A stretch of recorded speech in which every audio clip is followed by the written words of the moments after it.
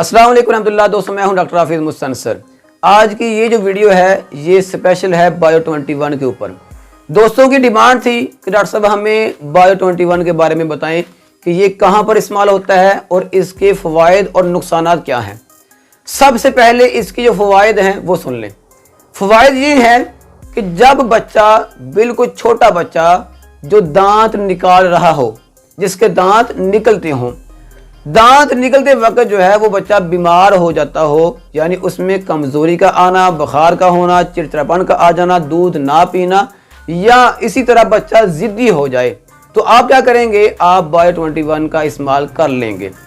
लेकिन ये जो मसाइल हैं हर बच्चे को नहीं होते, याद रखें।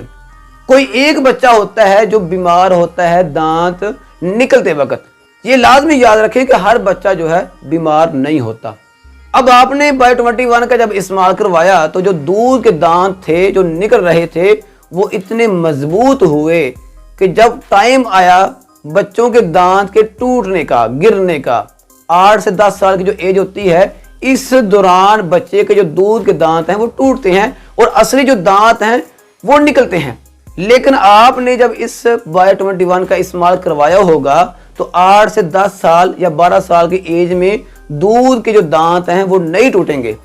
अब उनका क्या नुकसान होगा? नुकसान ये होगा कि जो असली दांत हैं या तो वो निकलेंगे ही नहीं, अगर वो निकलेंगे तो वो सीधे नहीं होंगे बल्कि तिरछे होंगे, टेढ़े होंगे। अब आपने नुकसान क्या किया बच्चे का?